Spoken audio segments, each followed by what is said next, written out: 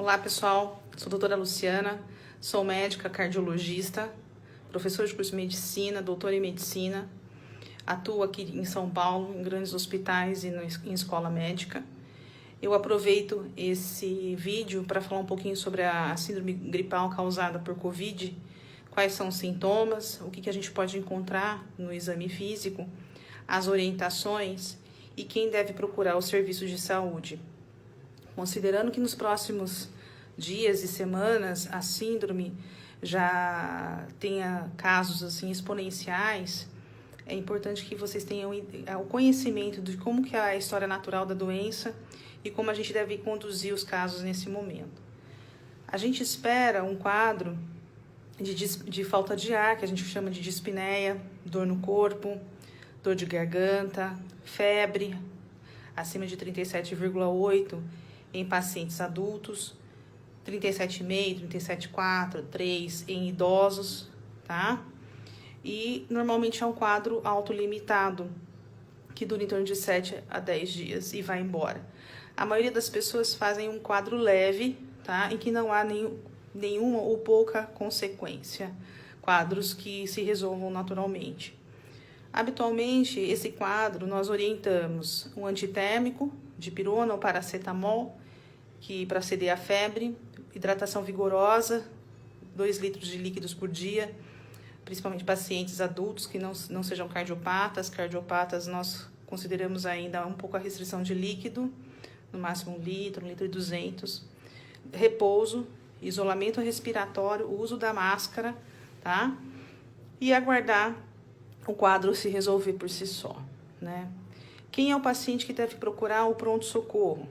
O paciente que deve procurar o pronto-socorro, acho que é muito importante que a gente fale nesse momento, porque a gente espera muitos casos no nosso país e o grande receio é que vai colapsar o serviço de saúde. Porque, embora seja uma pequena porcentagem, mas a complicação maior desse vírus é a insuficiência respiratória. E se nós não tivermos respiradores para todo mundo, muitas pessoas vão acabar falecendo. Então, quem que deve procurar o pronto-socorro? É aquele paciente que já está com febre, acima de 37,8 em adultos, 37,5 e 4 em idosos, mantendo um quadro de 48 horas que não melhorou com as medidas iniciais. O uso de antitérmico, como dipirona ou paracetamol, hidratação, repouso, e que mantém o quadro com dor no corpo, muita falta de ar, dor de garganta e a febre persistindo.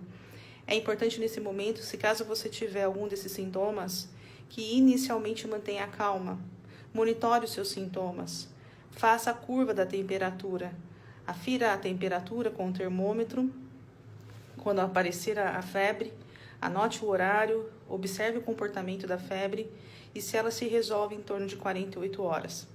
Se não resolver com essas medidas, aí sim que é importante que vocês procurem o pronto-socorro.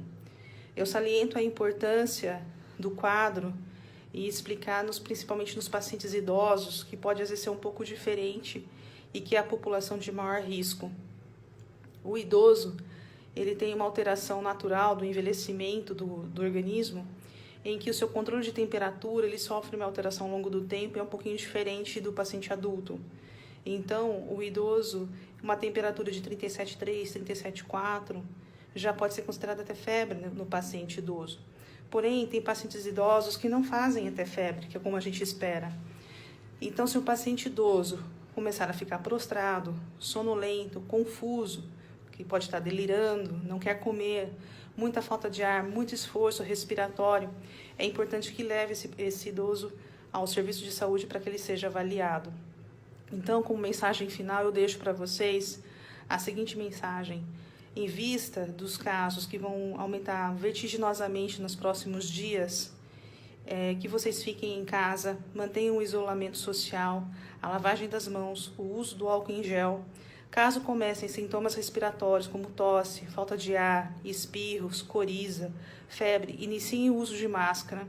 E se esses sintomas não melhorarem em 48 horas com essas medidas, aí sim procurar o pronto-socorro, ok? Nós vamos vencer essa guerra. Tamo junto.